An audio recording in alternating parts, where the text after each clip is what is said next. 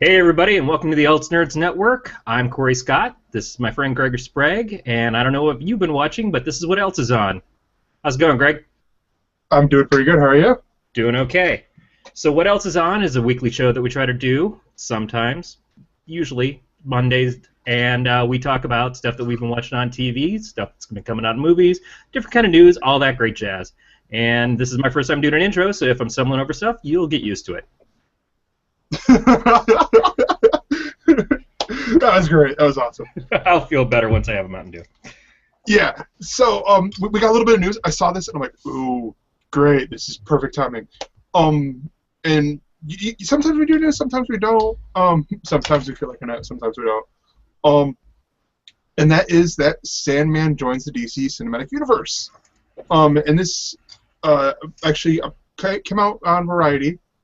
And that is executive producer and director and possibly star, we don't know, Joseph Gordon-Levitt will be working very closely with Sandman creator Neil Gaiman and screenwriter David S. Goyer to produce the Sandman and a potentially groundbreaking movie experience.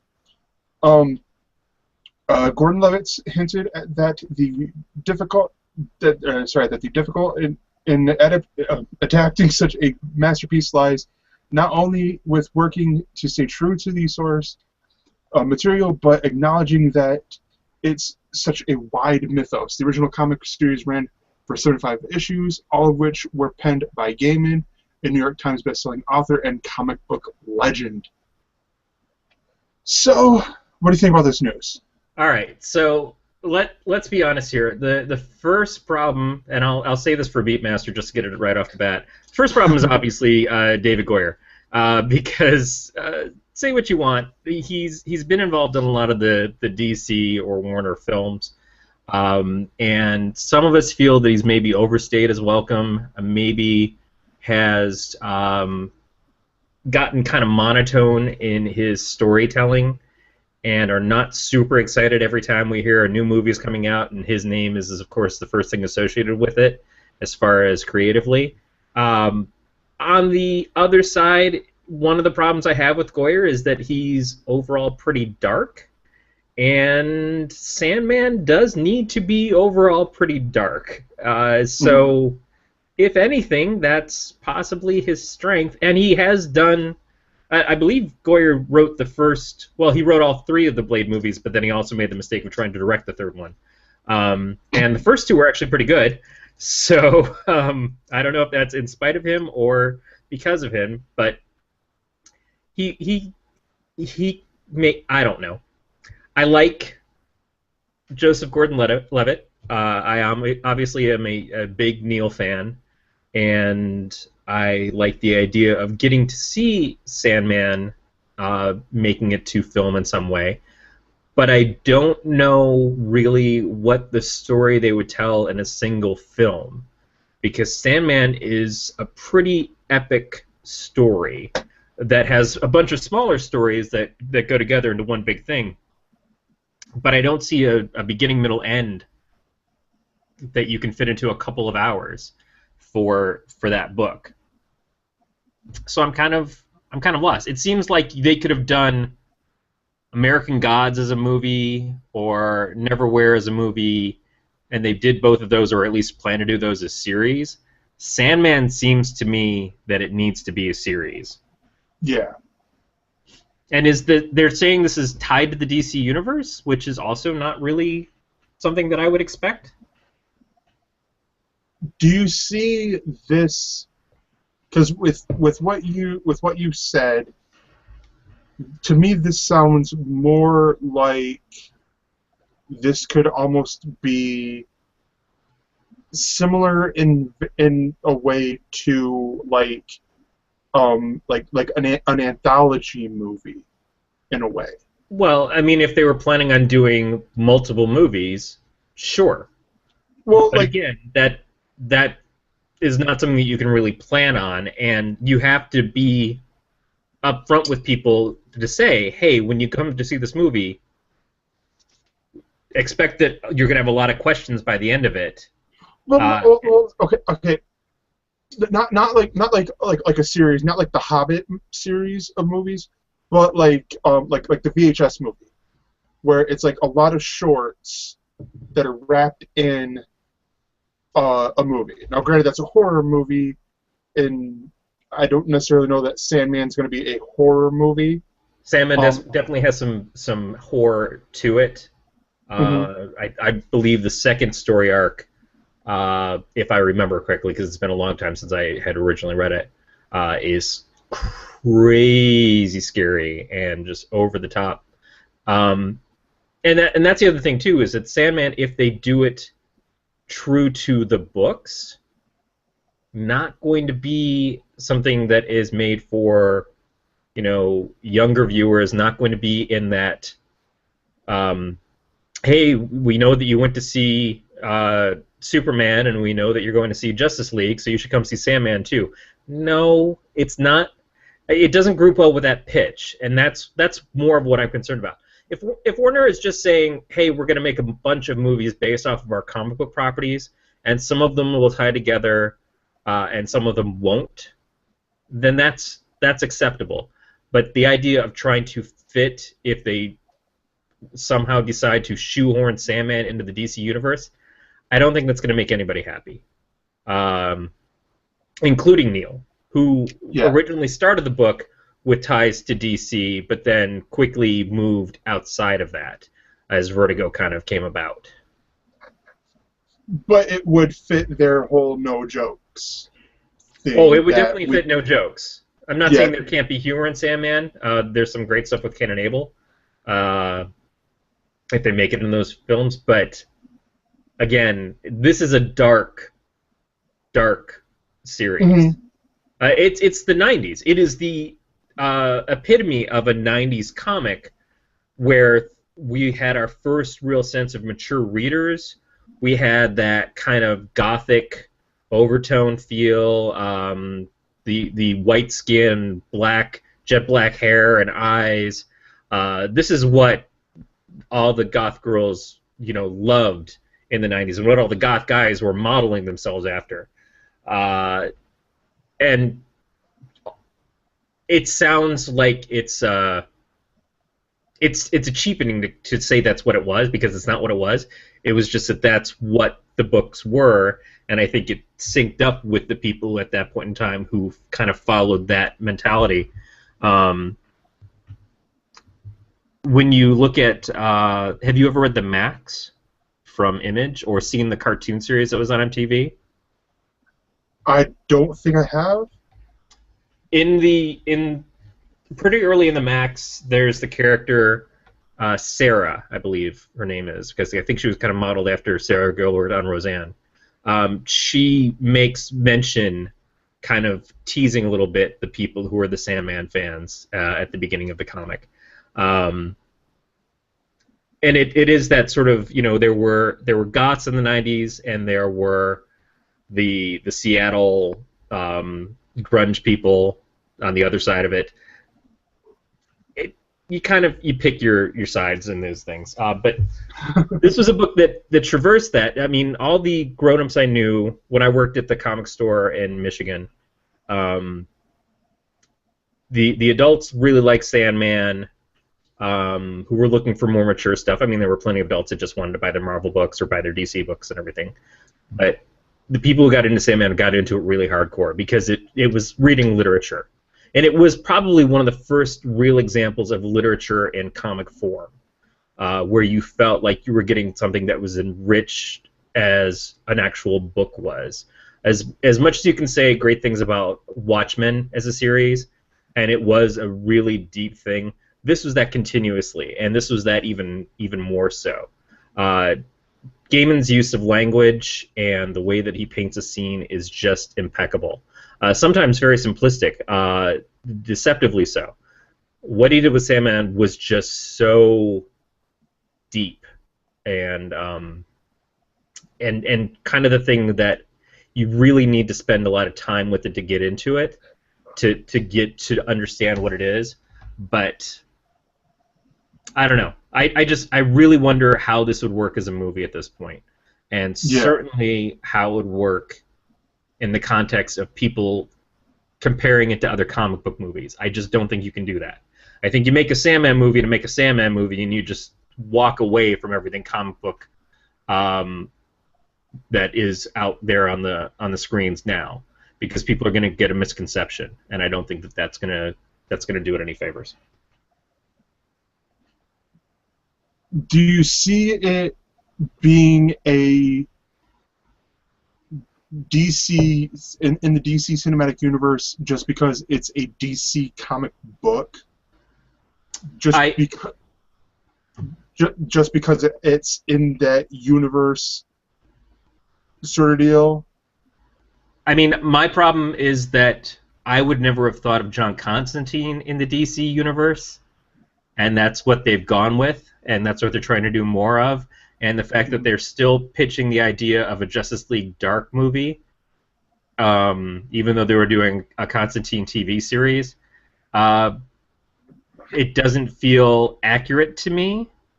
But at least what Constantine does lends itself a little bit more to that, because he's not only the hero, but he's the protagonist of his story. With Sandman is often not even really what the story is about. With a lot of the things that happen in that, it's telling a long tale of a lot of different things that sort of tie together. But in some cases, Sandman's almost sort of a narrator. It gets deeper into who he is as it goes along. I think they're either going to have to start over from scratch and not do any kind of adaptation of the comics to just say this is a new Sandman story, which is possible. Maybe this is also sort of what they're trying to do by telling the origin in the book that's slowly coming out now. The current series that is like once every 4 months or so. But I'm not really sure. Yeah. I don't know. And I will say, real quick, because I read this last night, and so I didn't mention it at all during the comic book show, at least in the comic books, John Constantine can smoke. That's something you ain't going to see on the TV show. No, you're not, and yeah. I'm okay with that. I've gone through my phase of being like, why do we have to paint these things in a lighter tone just to make it okay and PC and stuff? And I'm not big on the PC everything thing at this point. I'm a Mac, but I get it, because while I don't see Constantine as a hero. So I don't think it really matters that you say, oh, well, we can't have him smoke in front of kids because kids will emulate him because he's a hero. He's not a hero. Constantine should never be a hero. But if they're trying to dress him up as one for TV and for the movies, all right, fine, then don't have him smoke. I've gotten over Wolverine not smoking. Quesada several years ago took it completely out of the Marvel universe. None of the heroes could smoke. And that was always a big defining characteristic of Wolverine, was that he'd smoke and he'd drink beer. He still drinks beer, but he doesn't smoke. So yeah. I guess you pick your battles. But I get it. I understand that. As far as Sandman, again, I don't think it's going to be made for kids.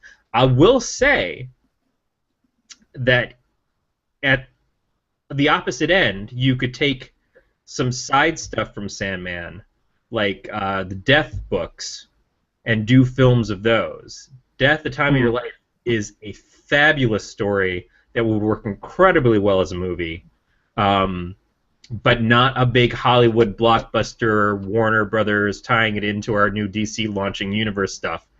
But I would like to see that as a film, and I think that's been talked about a lot. I think Neil has actually wanted to direct that himself. I don't know who they get to play, though. Yep, and Beatmaster just said, Wolverine can't die, so let him smoke. Nerd mode off. Nerd mode not off. Nerd mode on. Because Wednesday there will be a new weekly series that I will need Corey, because I cannot come up with titles really quickly, where I will be giving you the weekly comic books. Isn't it just Death of Wolverine, or? Yeah, by Charles Soule, and I'm blanking on who's doing the art. And so, yeah, Wolverine is gonna die, sucker. So in your face. But yeah, so Steve McNiven is doing the art. Steve McNiven. But yeah, so I'll be looking for that. Wolverine can't die of cancer. Wouldn't it be great? Charles, you might Charles, remember. You might remember this just because of the era and stuff that it came out. There was an advertising campaign that was going on in the DC books. Might have been the late 80s, might have been the early 90s, where they showed Jim Gordon laying in a hospital bed on ventilators, saying, you know, Jim Gordon is a cop and he's a father and he's all these things. He's a police commissioner, but he's also a smoker. And it was basically this picture of Gordon dying from cancer. And yeah, he still smokes. Well, yeah, and it wasn't happening in the books. It was just this advertising campaign, anti-smoking, saying, you know, hey, kids, cigarettes are bad. They're going to kill this character in the comics that we're still going to draw with cigarettes every chance we get. Maybe they can do that with Wolverine. I don't know. Maybe that's the new Scotty Young cover series that he's going to do. Yeah. But no, I mean, I don't know. But no, so I mean... Doesn't have an adamantium lung, let's put it that way. Yeah. Aside from that, let's get on to the shows. Real quickly, Big Brother, they finally got the beard out of the house and into Jury House. And Frankie, I don't know if the house is going to realize this, but Frankie is starting to get the Big Brother paranoia. I think everybody in Big Brother gets the Big Brother paranoia, at least at some point. What's happening more with Frankie is feeling vulnerable. For a long period of time, Frankie felt protected by the group that he was surrounding himself with. Now that group has to start turning on each other. There's not enough people for it not to. We talked about this last week, that at some point they have to self-cannibalize. They have to start to eat it themselves because there's nothing left to feed on. It's like if you get a tank full of betta fish and they start attacking each other, and then there's all little bits of fish floating around and stuff, but then there's just that one hungry fish. Eventually he's just going to chew his own tail off. Frankie is starting to feel like the tail, and he tried to get the house to flip and send Nicole home because he sees Nicole teaming up with Christine, which makes a certain degree of sense. I can understand that. But the problem is that Frankie has been on the outs with his group before.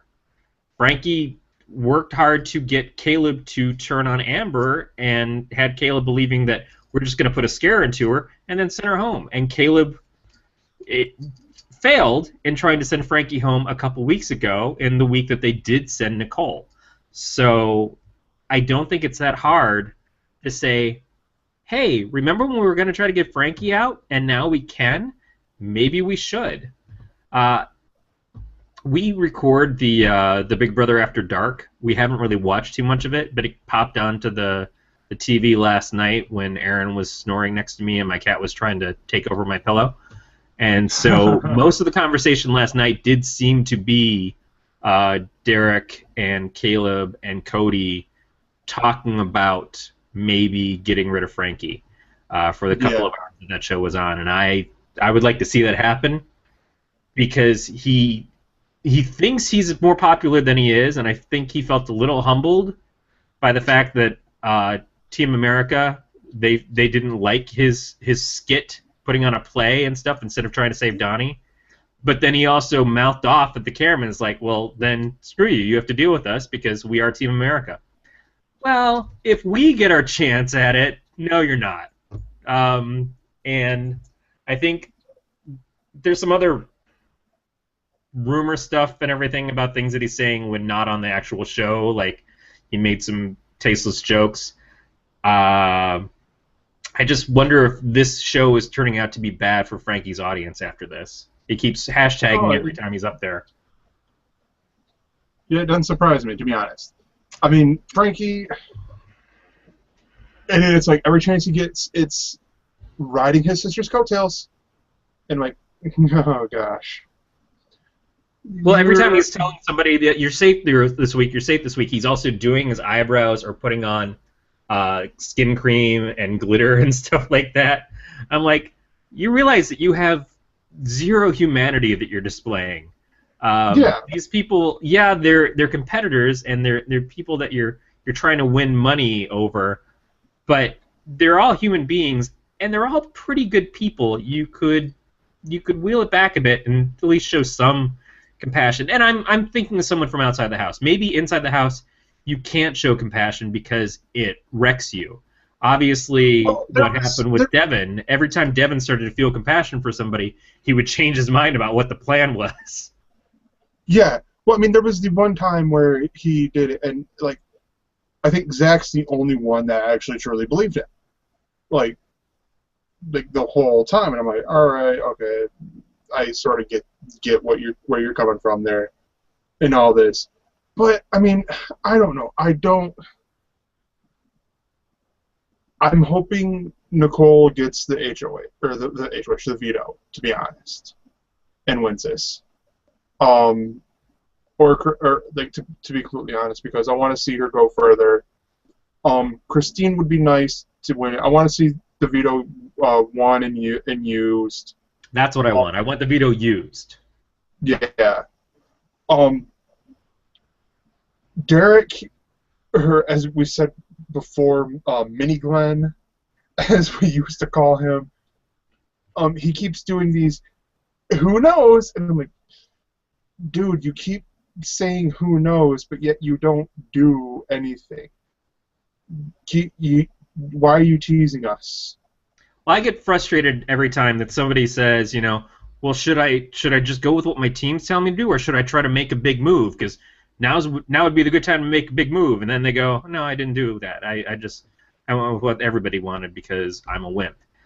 So it never behooves them, in my opinion, to sit there and say, I should start gaming for myself. I should start thinking a little bit more clearly and start thinking about people more than just the ones that are on my team, because I know that it's going to blow up in my face. I know it's going to blow up in my face. Oh, well, I'm going to let it blow up in my face now. That's always a mistake. But again, these people have dominated this whole season so far. Out of the group, the ones that they sent home are the ones that they collectively chose to send home, including the people on their own team. It's like, hey, I know that we're not supposed to turn on each other, but let's get rid of Zach. Oh, yeah, we should do that. Yep, bunch of little sheeple. That's all I'm gonna say. So you've caught up on You're the Worst. I have. I just watched the newest episode right before jumping on here. Nice. So what do you think? I am still a pretty big fan of the show. I will not deny that a big portion of that is probably Keith O'Donoghue, because she is adorable. But overall, the show just continues to be funny. We get the small little hints of humanity in these characters that just get kind of washed over and drowned by their blatant anger towards anything good. They're just terrible people, and I think I've probably become more accustomed to enjoying that kind of thing. I still bring it back to Always Sunny in Philadelphia. Always Sunny in Philadelphia started out with some people who were just kind of like, oh, they're all kind of jerky, and then they just got worse and worse and worse. I think now that's what some of these shows are. When you watch things like this, presumably Married, because I haven't watched it yet still, even things like Workaholics and Broad City, they're just the terrible people of society that just make you feel like we all deserve to be thrown from the planet into the vast emptiness of space. But here we are enjoying this on TV instead. No, yeah, it was so awesome. The one episode where it was the the male leads, Jimmy, his roommate, he ran into the one actor, who like was a full-on method actor. Oh, right. Who was trying to steal his story about being in war and stuff. Yes. He goes to what he thinks is a support group of a bunch of retired or discharged people from the military, and they're all sitting there in a restaurant, and then some girls come up and ask him to sign their breasts and everything. Yes. That one was awesome. And I mean, it just when you watch this episode, when you watch the show, I mean, it just sort of proves my point that you slowly realize that the name of the show, You're the Worst. At first, you think it's the two leads, but then you realize no, it's the four. It's the four people there. That it's Jimmy and his roommate, and then I'm blanking on the girl, and then her best friend. Yeah, I mean, her best friend definitely got to her dark moment last week. Yes. She cheated on her husband with the 19-year-old that was out here, like just the green right off the truck guy who looked like he might have been out of 19 Kids and Counting, like one of the Duggars, and then she basically ruined him, so he just freaked out and went back home all ashamed. Well, no, it wasn't even that. It was the for me, it wasn't even that. It was the part where Paul, her husband, he's like they're with their like couple friends, and yeah, Gretchen, and Paul is like just being so well with the kids, and she freaks out, screams, and runs away. Yeah. And she's just like, just bolts. And I'm like, oh my god. But the thing is, even outside of them, it's everybody that they're around or involved with. They're all awful. When Jimmy goes to the bookstore, and Flo from the Progressive commercials, who's the bookstore owner and everything, and Sandra Bernhardt, who is usually the worst anyways, and Gretchen and the guy that she's repping at her company, the rap star and stuff, and her friend from work, Dana, this week. Just everybody continuously.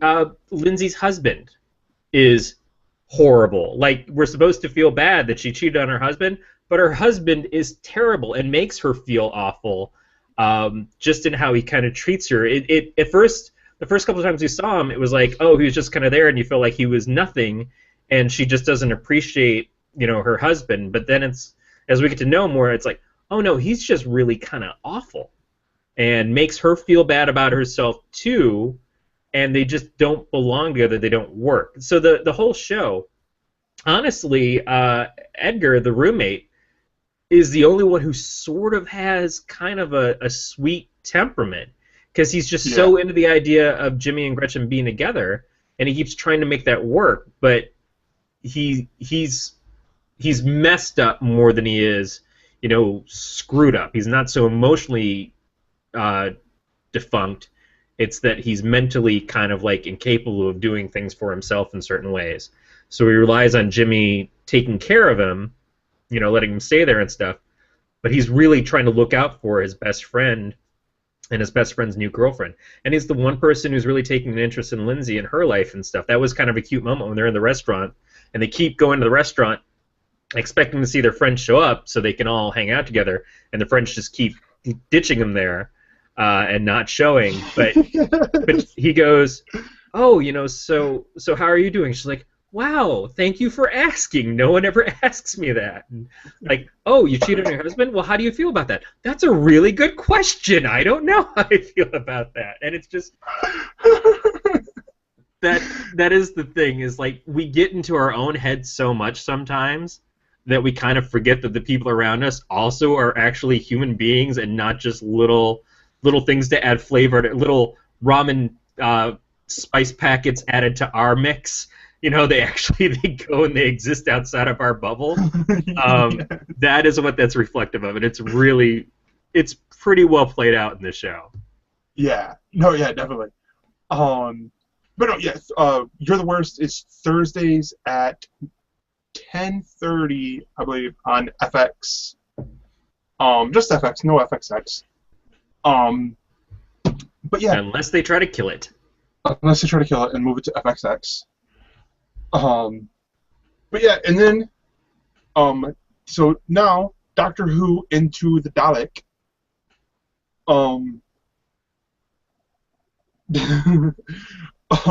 Sorry, Evan mentions it's funny when he mentioned. Evan says it's funny when he mentions waking up with a knife in his hand, talking about Edgar. Some of his PTSD dreams, and then there's a scene where Gretchen and what's the friend's name? Lindsay.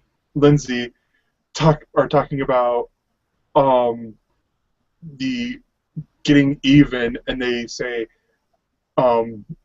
they do these abbreviations, and they say PTSD. It's like, oh, that's like what Edgar has. Yeah. They're just like, oh yay, oh, and then just that oh, but it's sad, and then they just go right back to it. Yes. But yeah, Doctor Who Into the Dalek is the name of episode 2. And this was an interesting episode. One that I don't think we've ever been to before in the 50-year history of Doctor Who. Actually shrinking down and then literally going inside of a Dalek. Yeah, what was the sci-fi movie that was the people who shrank down and went inside of somebody? I know it's a pretty famous sci-fi flick. I wish Dave was here. Honey, Shrunk the Kids? No, not that. This was something where they went into a ship and they were exploring inside somebody's body. Not Inner Space. It's sort of like Inner Space, but this goes way back. This is more of a classic, like 60s or 50s sci-fi. Fantastic Voyage. That's it. Good job, Evan. Trading my nerd card, or my nerd socks. So anyway, this was sort of a play off of that, of going into, well, you know, if we're going to understand the Daleks, we really have to get in there and get our hands dirty and get a couple people liquefied. Yeah, and it was interesting because we have, and also we have from some interesting casting for me and for me personally, because we have a girl in there who was on Fresh Meat, which is a British comedy show, and then a guy who is on Game of Thrones, is a member of the Night's Watch, and then is also on Pramface. He was the guy who got antibodied first. Yeah.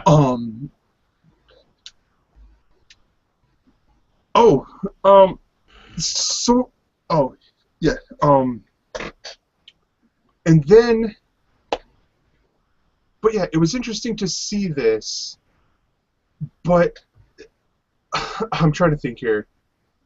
To see them go inside and, like, because of Rusty, the Dalek was all reprogrammed and stuff and actually had emotions besides just exterminate the humans and everyone else that's not Dalek.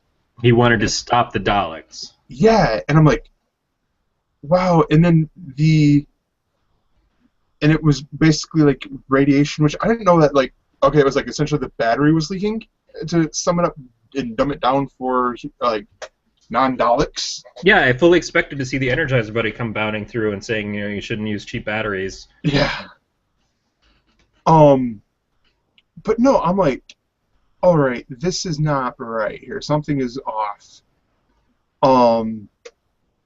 Like, all right, with the whole fixing it up, because I was sort of waiting for a weld with the sonic screwdriver when he was closing it up. Also, when he was closing the crack, I'm like, wait, no, isn't that where the silence comes, or with the whole nothing's crack from? Yeah, it was the same shape. It was totally the same shape. Like get out your handkerchief. You pull out a piece of the TARDIS that exploded. and all that. But no, and and it was cool. Like he at the end or towards the end where It was like a Lost reference, though. You got a little TARDIS on you. But towards the end where you see this, I feel definitely was a stronger episode than last week's, where you see the this is definitely a better example of Capaldi than you do from last week. Well, I will say to speak of the Capaldi thing, I am going to have to start turning on subtitles on the show, because there are definitely a couple moments each episode so far where he's talking, and no matter how many times I rewind it, I just still can't make out what the hell he's saying. Yeah. Like, I know those are words, but there's something in Scottish, and Scottish should not be that alien to me. I don't know what he's saying right now. No, yeah, it's true. And it's but seeing inside the Doctor, when the Doctor sort of mind melds a little bit with Rusty when they at the end there, and I'm like, okay, this is working. Ooh, but it's backfiring because the Time Lords and the Daleks, natural enemies here, and all that, just because of the sheer fact that like he's getting all the good, but then it's like, and you could tell that the Doctor's trying to suppress the hatred, but then it's like, oh, the Dalek's getting to the hatred, here it comes, and all this. I saw, where was it? I think I saw, but it was like they were comparing it. Oh yeah, it was for the pilot where they compared, on Cord Killers, they compared him, Capaldi's performances to Tom Baker. And where I think I saw the one where they did the 50th anniversary, like they aired one episode from each Doctor, and I could sort of see that here, but again, just basing off the one episode that I saw, and so I definitely enjoyed that with this. I will say Capaldi seems more like a classic Doctor than any of the new ones since the new series launched. More than Eccleston or Smith or Tennant. He definitely has a feel that reminds me more of what it was like when the couple of times as a kid that I watched the old Doctor Who. I'm not a Who aficionado or a Whovian even. I just, I've watched the Matt Smith stuff mostly, and that's about it. But I can see the comparisons to that. They're certainly trying to do more to write off any potential relationshipy stuff between him and Clara by introducing her new possible love interest this week as well. Yeah, that was interesting. When they showed the outfit, the promo image on the Doctor Who after show after the premiere and after Intruders, it was intriguing to me because of the fact that he seemed more like a soldier. He is, and that was kind of the thing too, is that they go on with the Doctor having a problem with soldiers. He says that to the woman at the end.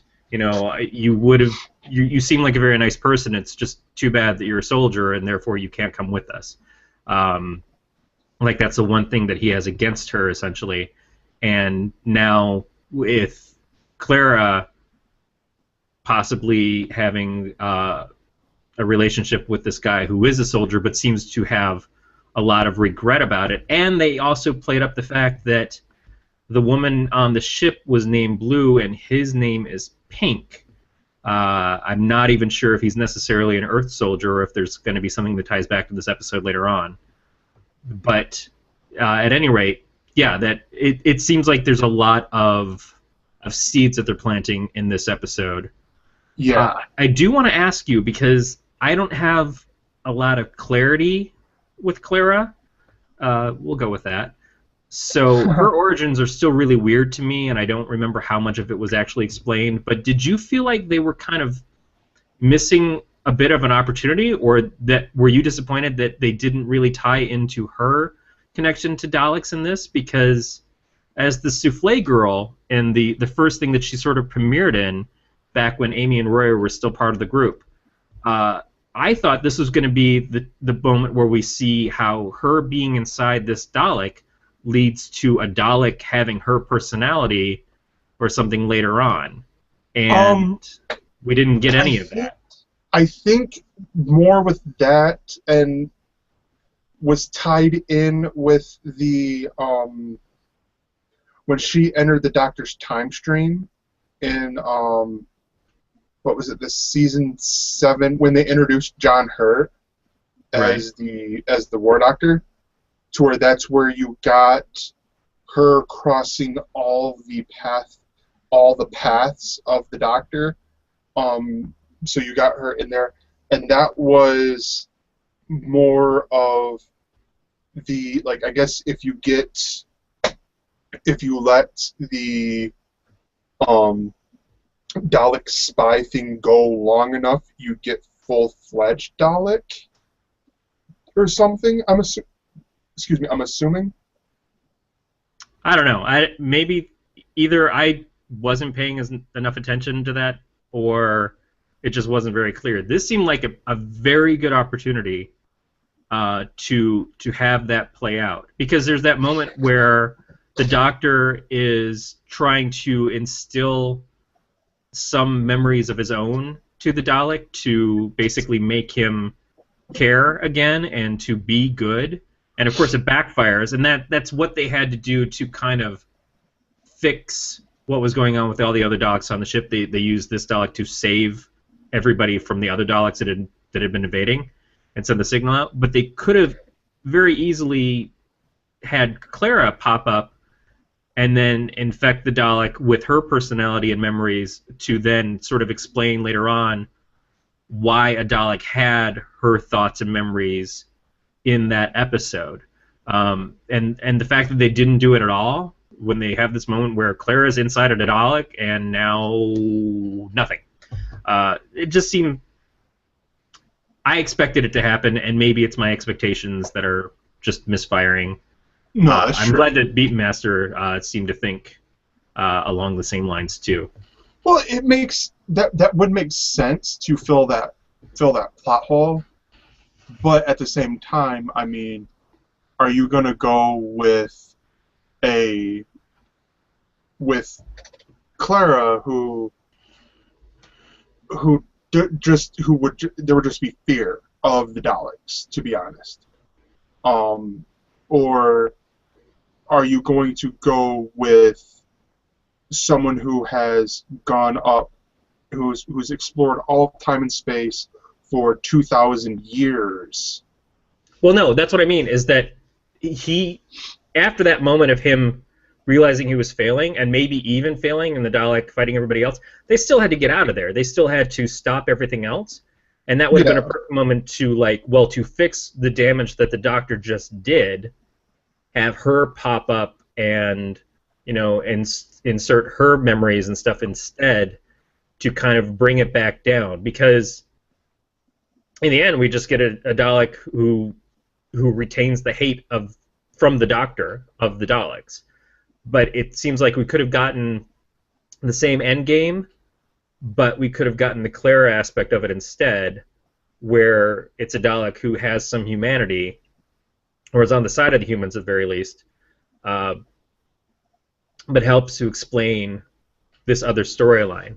And maybe it will. This is the thing about Doctor Who, is that they do lay a lot of groundwork that doesn't get solved until the end of the season or the season break or the next season or when a companion leaves or when the next Doctor leaves. They kind of, they've got all these little pinpoints and they're like, well, we'll get back to that. We've got it up on the board. We know that at some point we're going to attack it. So we've got it fresh in our minds, but it doesn't have to be solved today. And that is the cool thing about the show.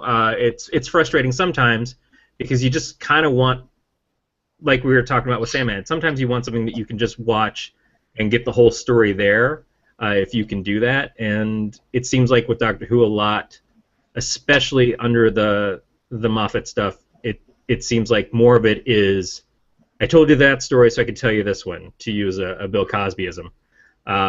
It's a lot of step, step, step, step, step, step, step. Okay, now here's all these building blocks that we have, and now we're going to actually assemble something. Yeah. Should have been paying attention. All right. Yeah. So, but yeah. So that was Doctor Who. I don't remember what the next episode's called. Well, it's the one with Robin Hood, and that looks kind of fun. Yeah, it's Robin Hood. But no. So here, let's check out starts and stops. So, if you click the link in the description below, that will take you to the place where I prepared a document, including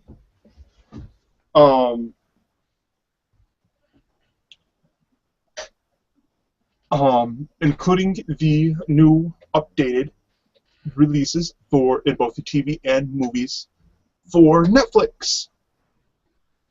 On the TV side, starting with today, September 1st, if you're watching us live, which it looks like only Evan and Beatmaster are, the seasons 1 through 7 of Californication, the first 3 seasons of Doomsday Preppers, 0 Hour, I think I mentioned this in pre-show. September 2nd which is tomorrow, has the season 5 of The League. The Blacklist premieres on September 7th. Season 1. September 14th has About a Boy season 1 and Arrow season 2. I'll have to remember to tell Chris was just asking the day when they're gonna finally get Arrow season 2 on Netflix because he wants to try to catch up before the new season starts on CW. I think what they do is they usually go, like, if not right before, like for example with the League, it's the day before. Right. I'm not sure when Arrow premieres, but I know that Flash is supposed to start October 7th, which is my birthday. So I would assume that Arrow is going to start around the same time. So this is good. This will give him a couple of weeks to watch the shows and see, because he's seen the first season, but he hasn't watched the second one. And then September 26th has How I Met Your Mother season 9 and Parks and Rec season 6. Don't skip season 6 of Parks and Rec, though. No, Parks and Rec is excellent. Yeah.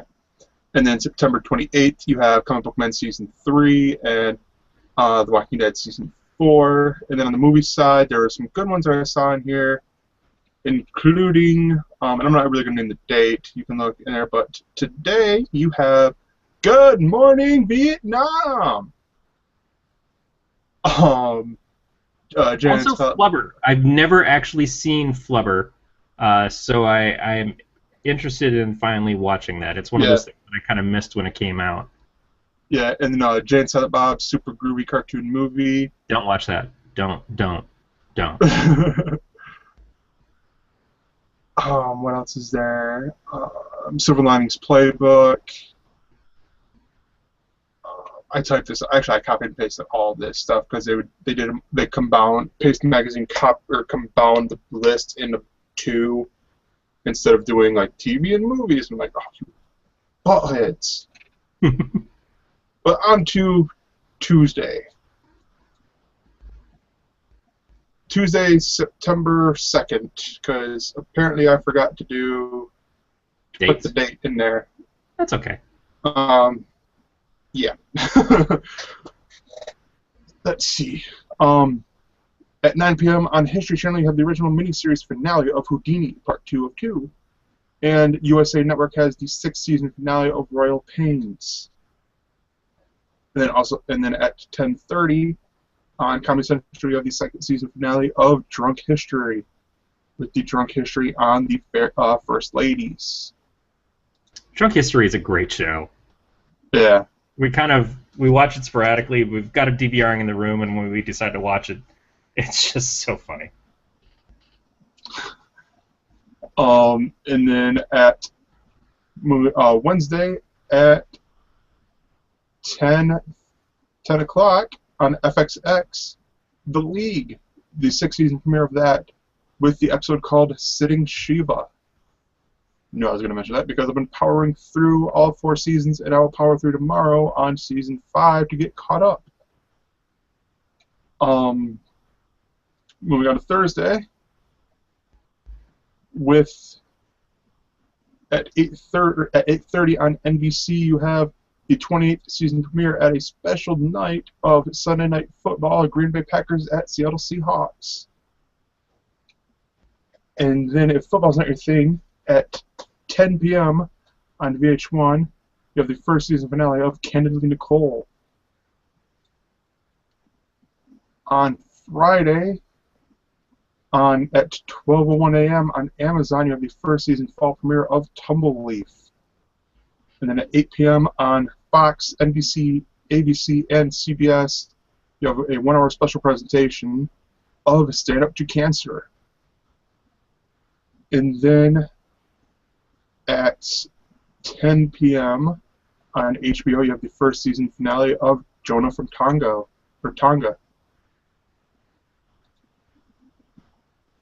On Saturday, you have at 7 p.m. on ABC, NASCAR Sprint Cup Series from Richmond. 7:30 p.m. on NBC, the special presentation, the Michigan at Notre Dame.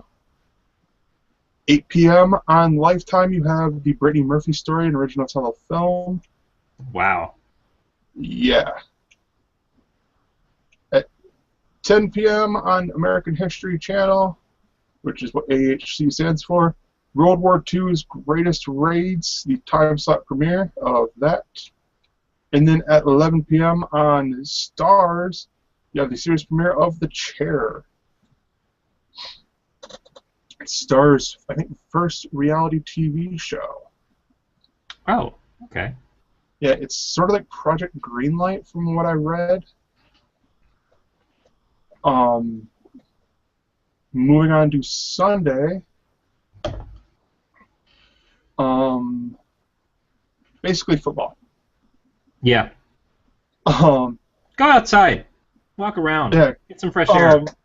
Or screw that. Play video games. Play video games until you just die. Just sit there and eat Cheetos and get orange stuff all over you and the controller and just drink a lot of soda until your heart just stops. That sounds good to me too. Or if you don't want to do that or watch football, you could turn to Fox at 8 p.m. for Utopia, the series premiere part 1, a 2-hour series premiere at a special night.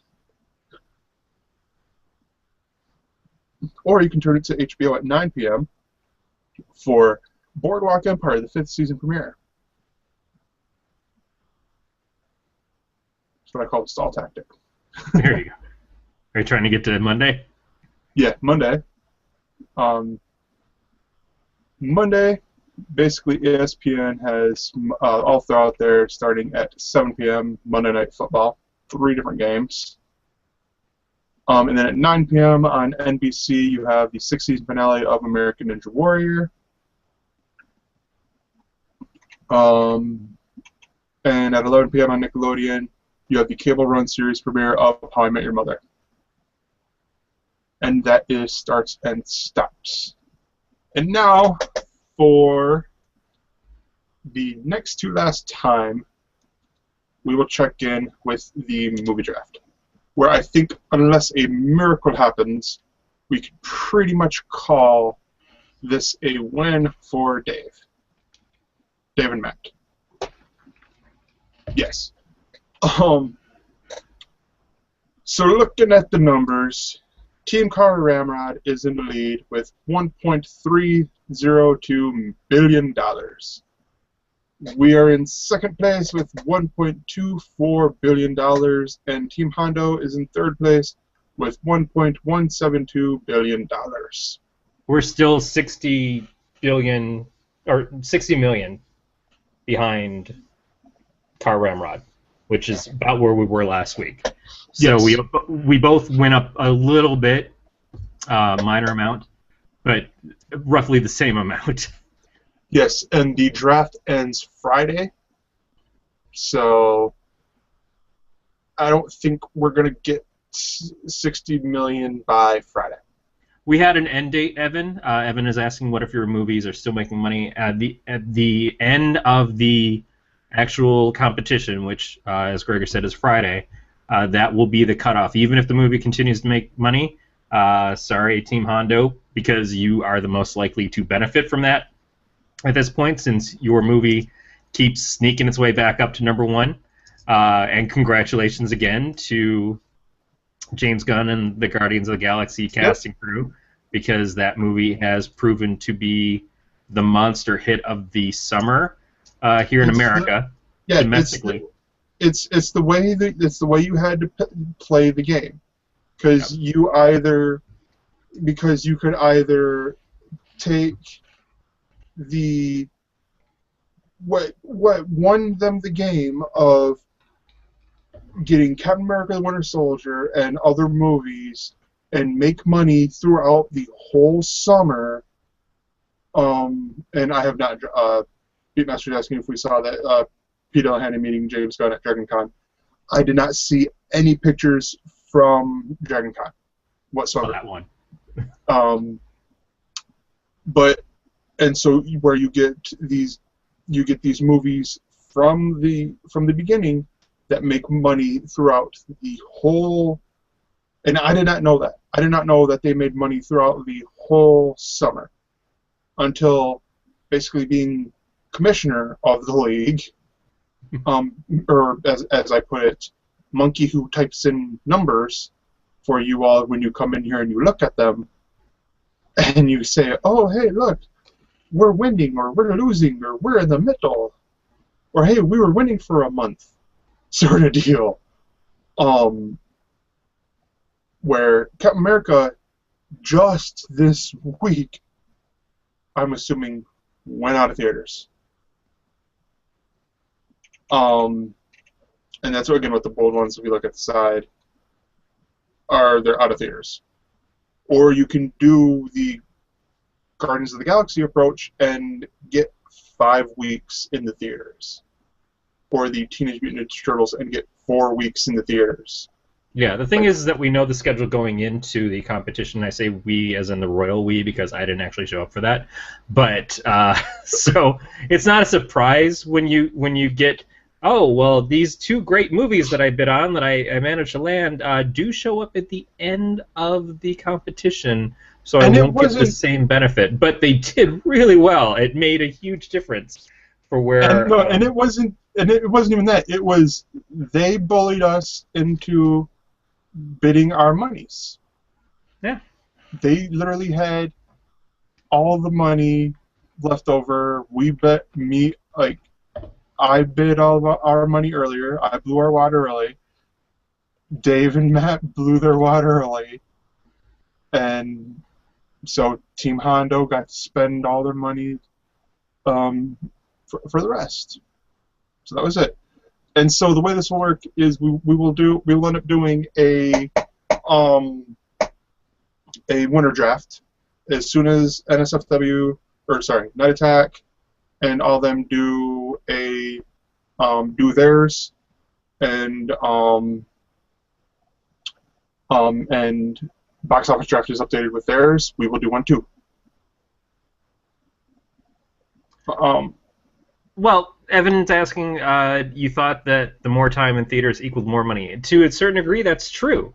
If you go off the fact that Dave and Matt have been making money from Captain America, which is one of the earliest releases in this draft, they have made money continuously the entire summer draft length.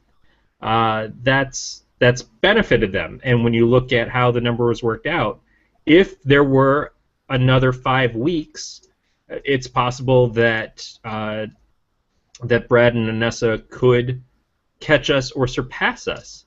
But that's how it blew out. Is that they took the stuff at the end, which did, not TMNT as much, but certainly Guardians has proven to be a fantastic hit.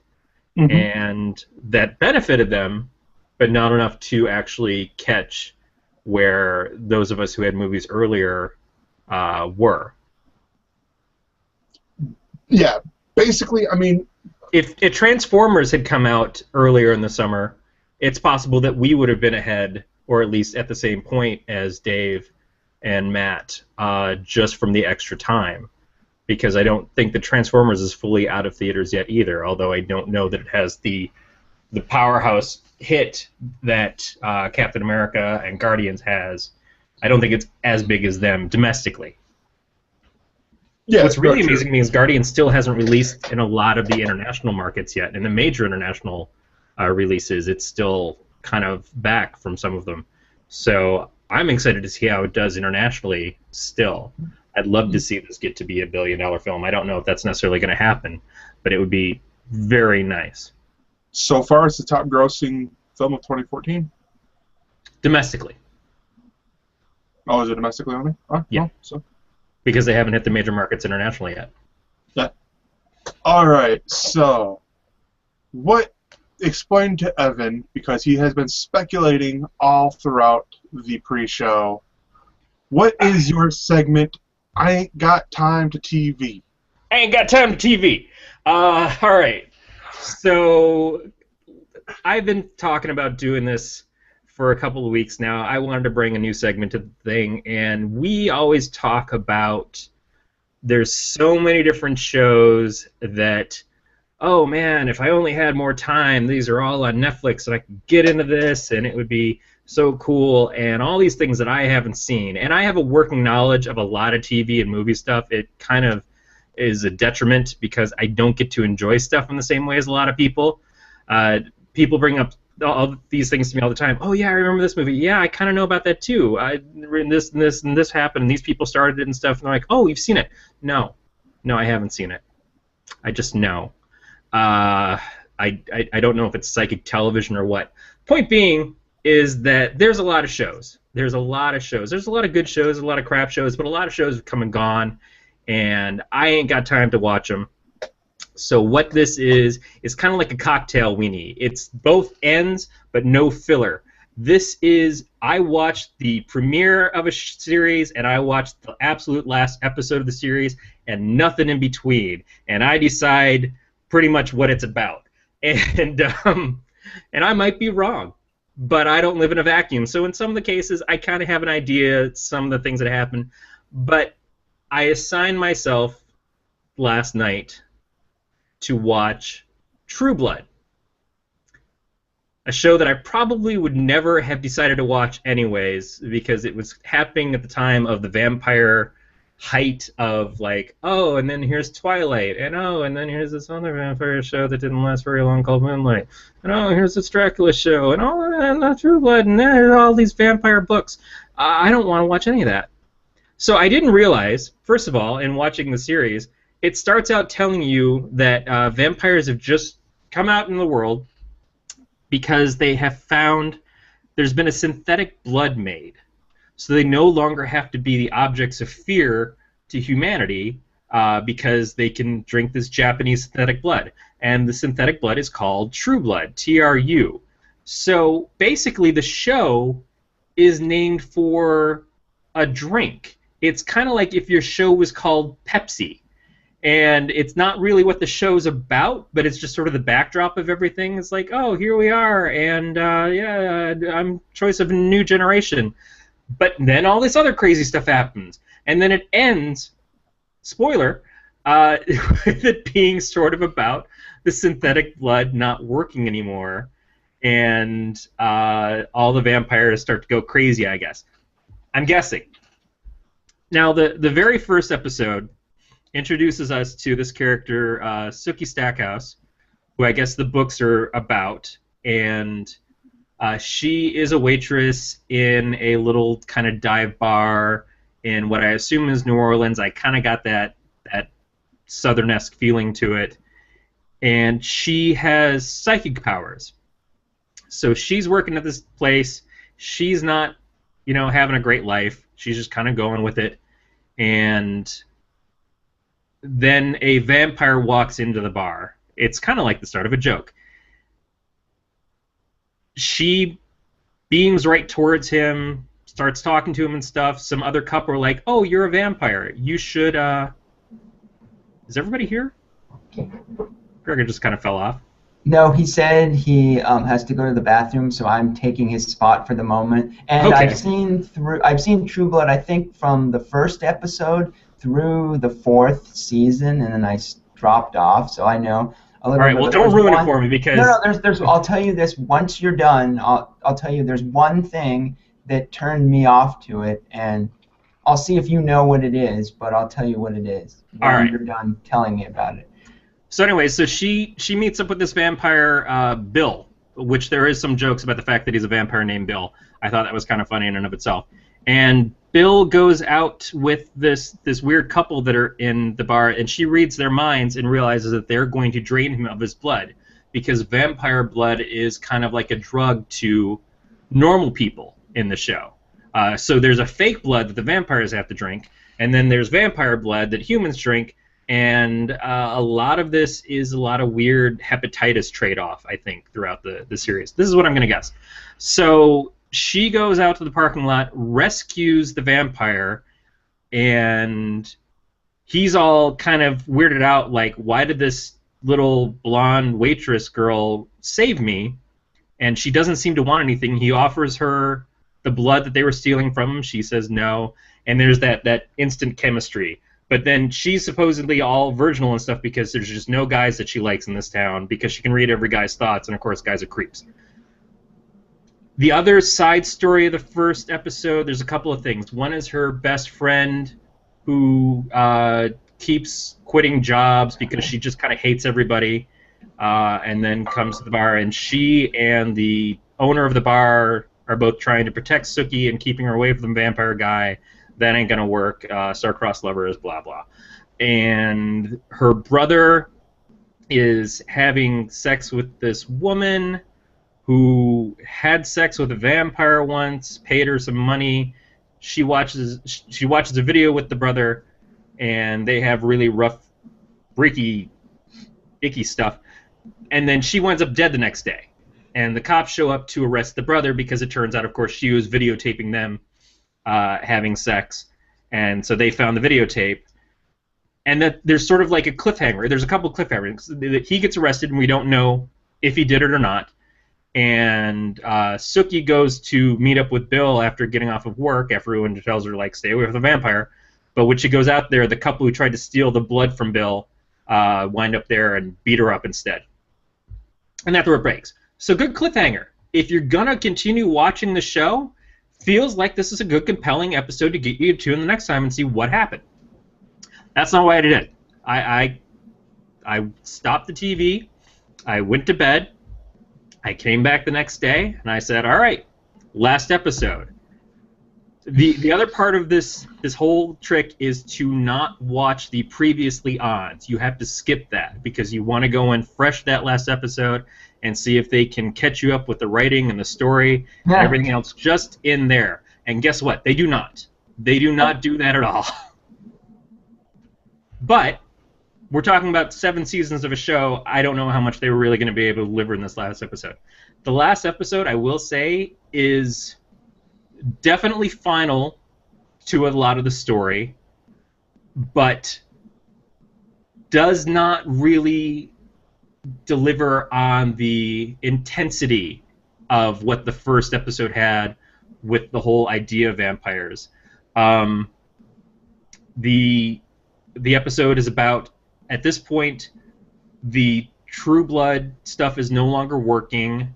The vampires have some sort of disease, which I guess goes with the hepatitis thing. They are dying.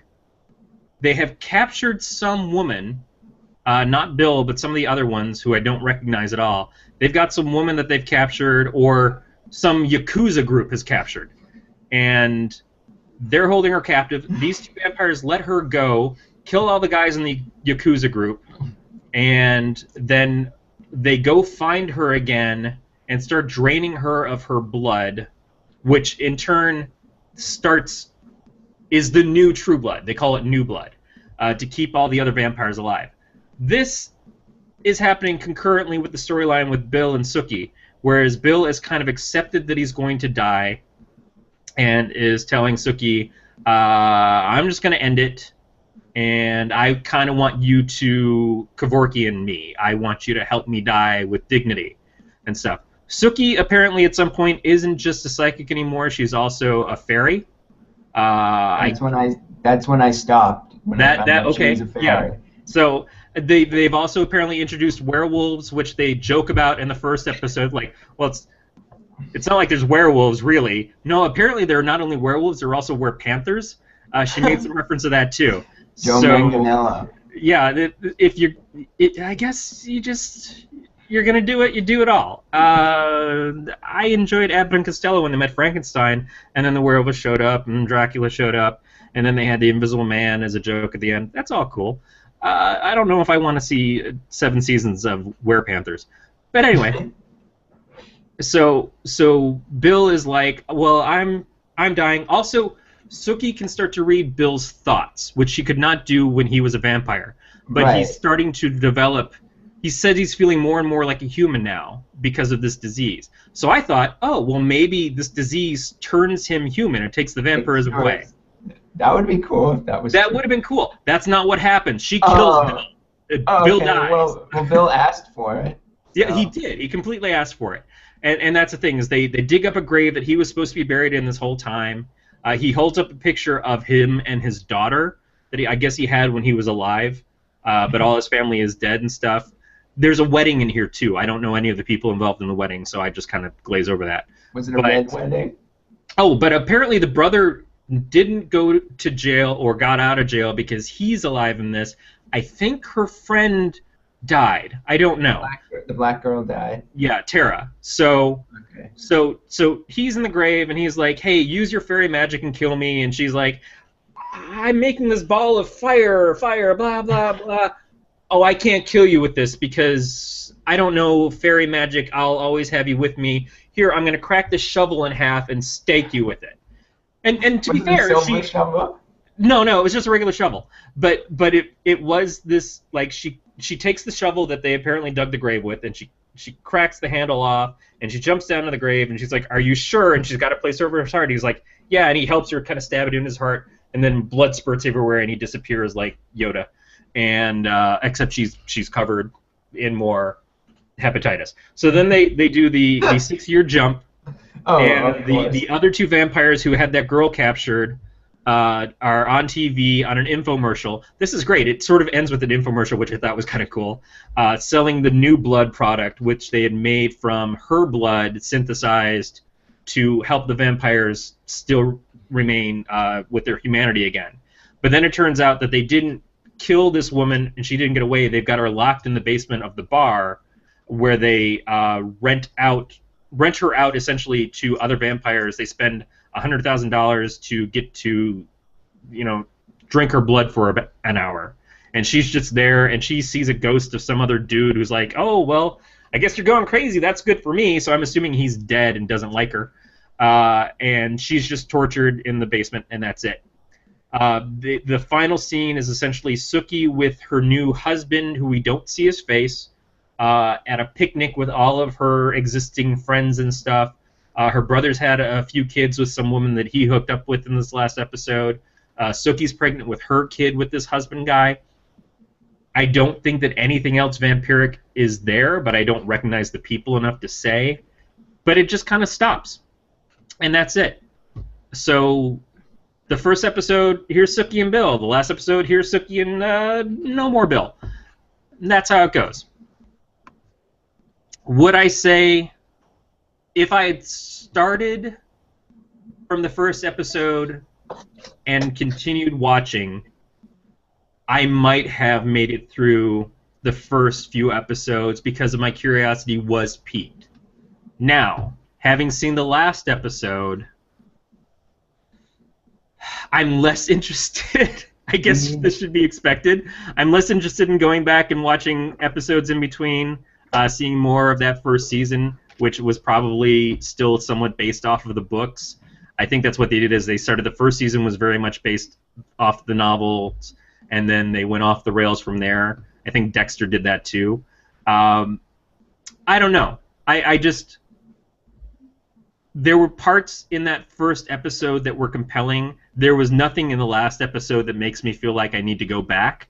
So maybe that's what it is. Maybe the show just didn't hold up, or maybe it wasn't enough of a last episode to be, hey, you missed all of this stuff. You should go check it out. Gotcha. I don't know. So what's I going to think, be? I think because, and sorry, I had to pop out. I had to go to the bathroom. No, that's okay. I think you may have.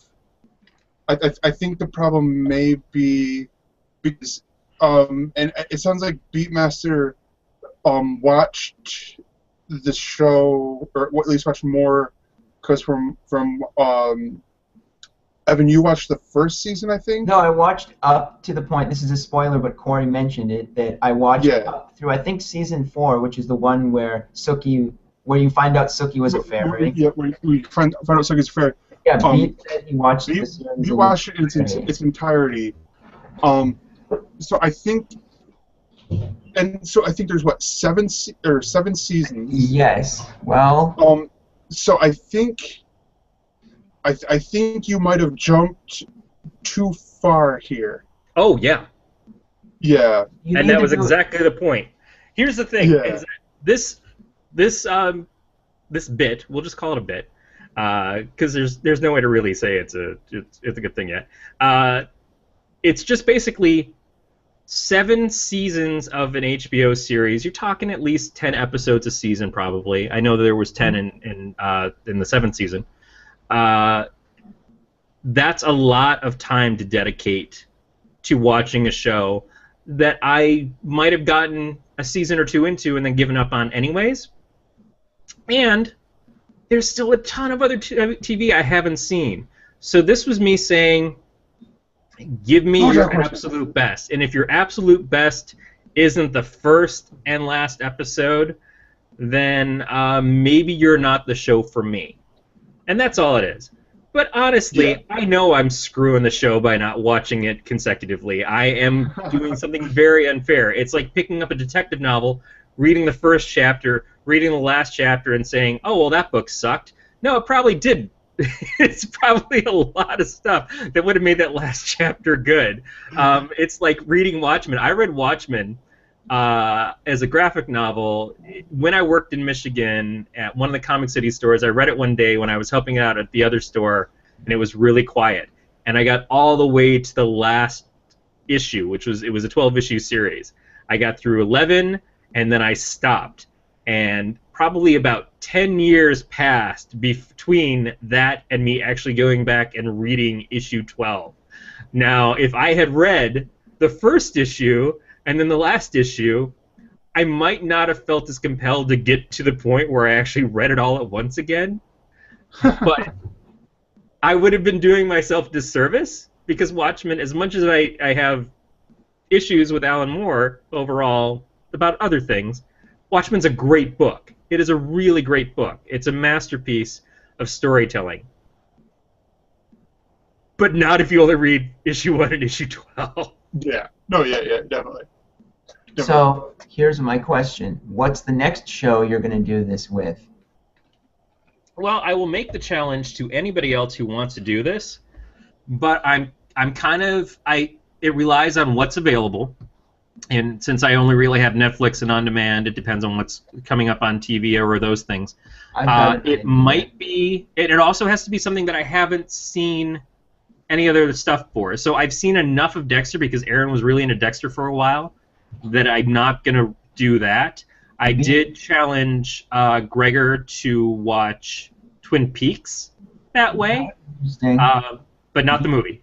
Supernatural's not done yet, so we can't. Supernatural is not done. So the one series I was thinking, which is on Netflix and it's shorter than 7 seasons, is, I don't know if you've seen any episodes of the series Jericho. I have not. That would be great. If they got the whole thing in there, I could definitely try Jericho. Because they only have like 2 or 3 seasons on, I think it, or something like that. If it's on Netflix. I think it's on Amazon. Carnival would be one to try, definitely. Things like the big hits. I'm talking about. I want to try Breaking Bad. Breaking Bad. Breaking Bad, I would definitely do. Battlestar Galactica, I would do. I I don't mean, want to it waste. just would be like nerds should be slapping me in the face if they saw me on the street, I because could. these are the shows I'm willing to ruin. The thing with Breaking Bad is I almost don't want to spoil it by doing it that way. I'd want to actually sit down and take the time to watch the whole series in its entirety. Yes, this is a hate crime against my own fandom. So you could pick. All right, so Corey, have you seen any BoJack Horseman? I've still not watched BoJack Horseman. I've seen the first 3 episodes. Let me know when the series is over and I'll watch the end. It's all out on Netflix, Well, so that's are they another gonna- one you could do. Wait, that's just the first season, or do they not plan to do any more? I don't. Who knows with Netflix? Right, because. So, Yeah, Beatmasters watched the entire BoJack. season. But no, so we can do that. I know real quickly. I've watched the first season, or the season premiere, or sorry, series because it's a British show, of Gadget Man. The series 3 premiere Is that on Richard Channel Ayoade? 4.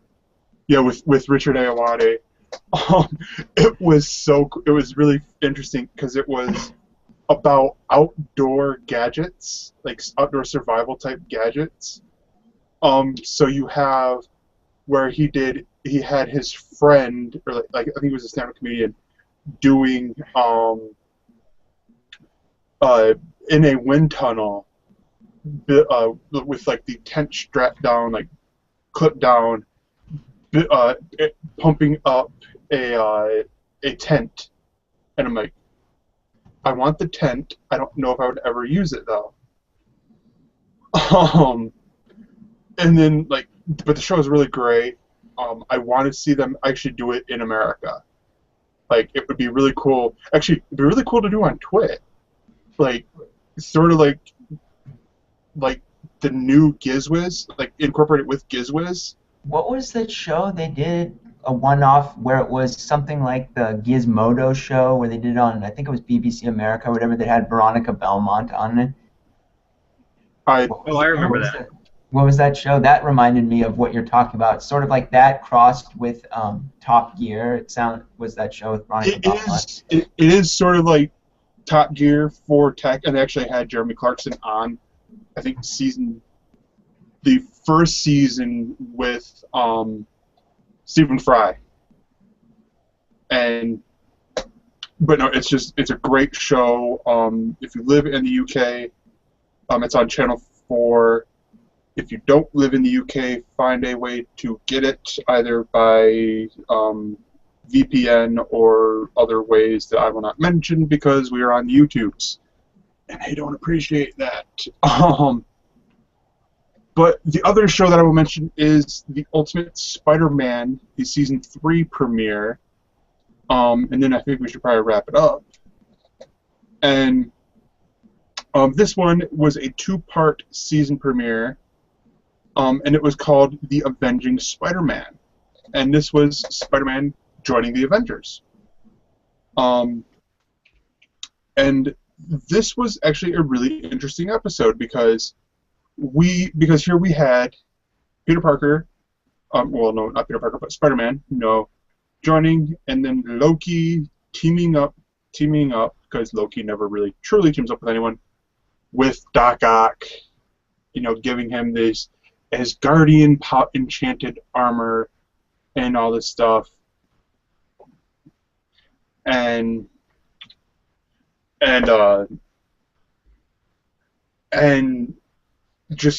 creating all these Venoms, which I think will tie in with the next episode, called Agent Venom, and it was just awesome to see. I mean, the first episode was a little bit Freaky Friday, where Loki switches bodies with Spider-Man. Peter, yeah. Yeah. And then the second episode was...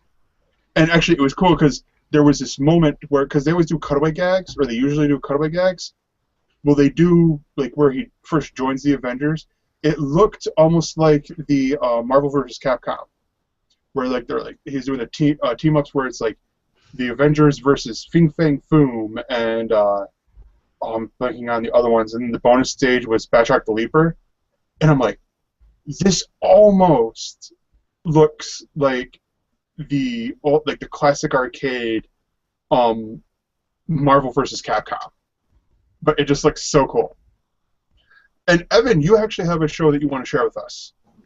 Yeah, I thought I'd talk about this reality show. I think it premiered on ABC, but I only watched the first episode. It's a reality series called The Quest, where they take 12 people and they basically drop them into this like fully immersed like Renaissance fair medieval sort of like LARPing sort of a thing. And it was interesting. The people they chose, it's like, oh, I've always wanted to, do LARPing or whatever, and then they live in a castle, and there's a whole storyline about what they're supposed to be doing, and they collect these pieces of an item, and then they can get voted out. And so they did the first challenge, which was where they had to teams of 3, they had to shoot a target, and they had one person as the lookout, one person aiming, and then the other person firing, and then so with the launching arrows, and it was pretty interesting. I think as it gets further on into the series, it'll be more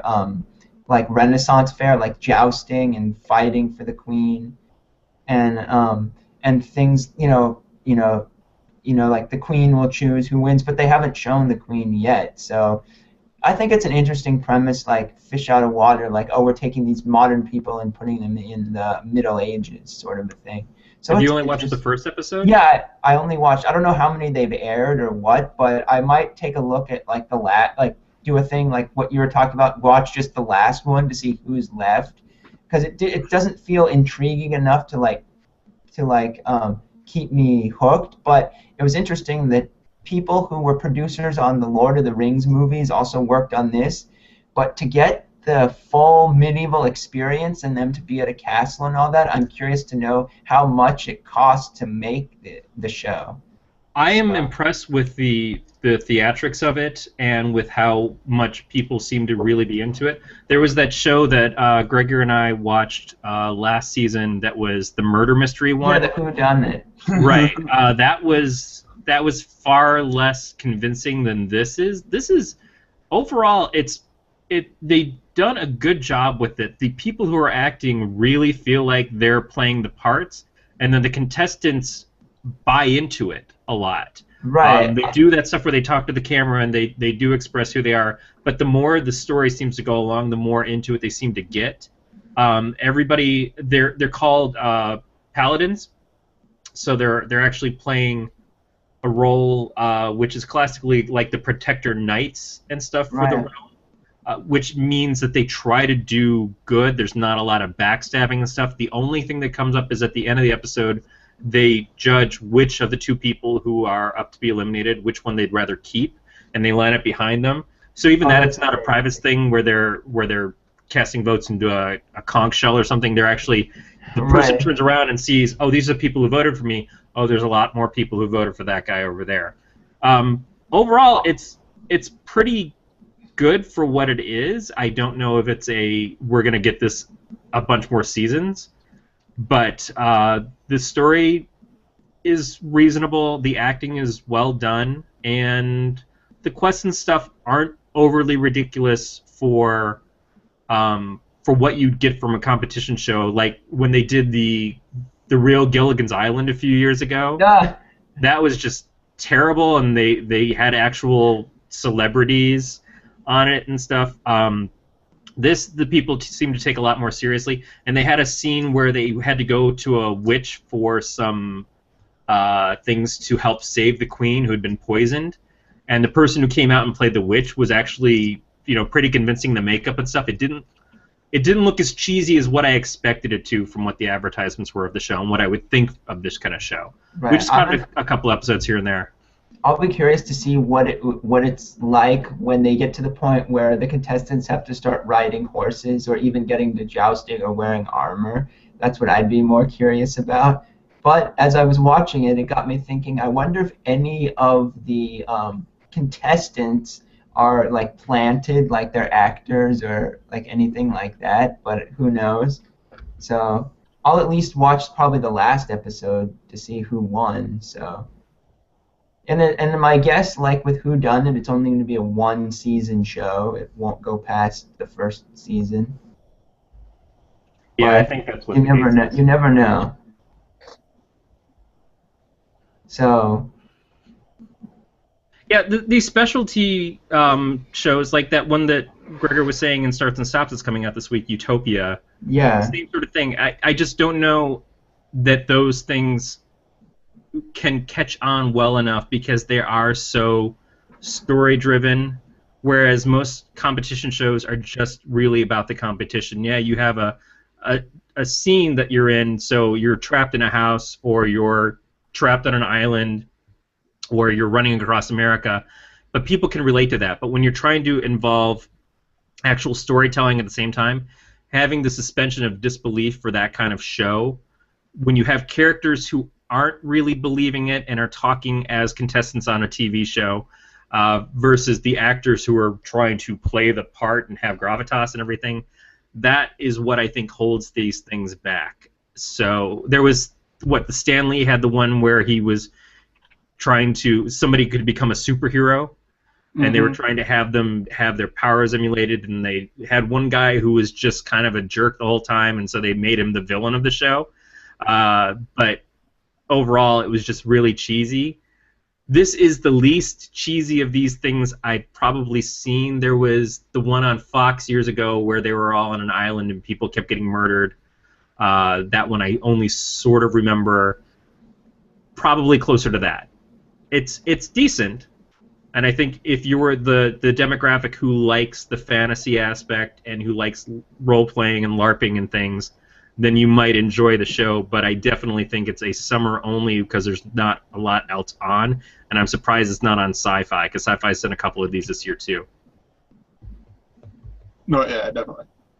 But yeah, I think that just about wraps it up, unless there's anything else either of you guys want to mention.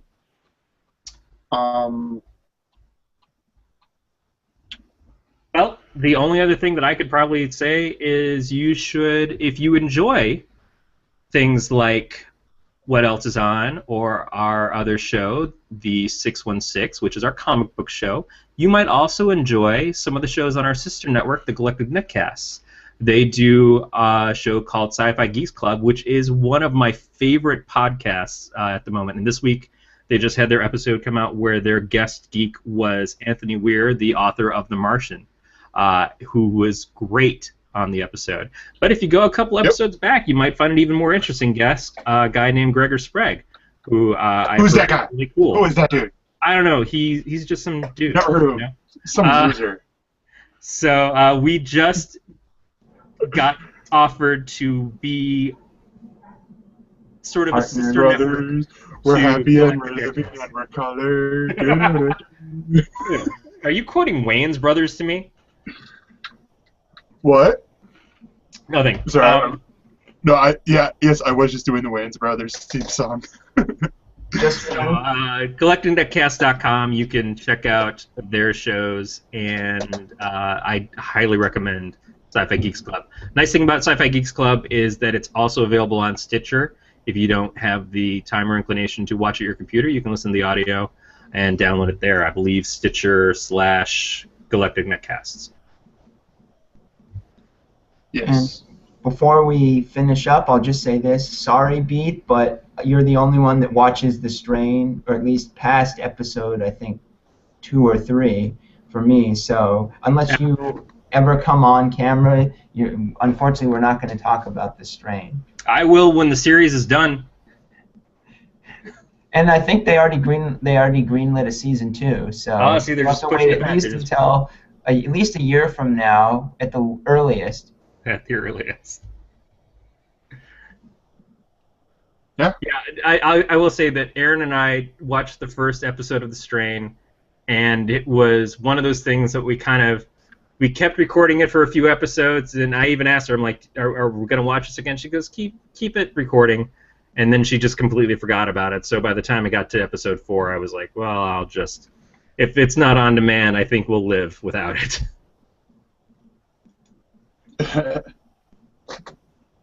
All right, so to find out more about us, you can follow us at Elsenerds on the Twitter, and make sure to like our Facebook group at facebook.com/ElseNerdShows, and to see full archives of our past episodes and other shows, visit the Elsenerds YouTube channel at youtube.com/ElseNerdShows or elsenerds.com.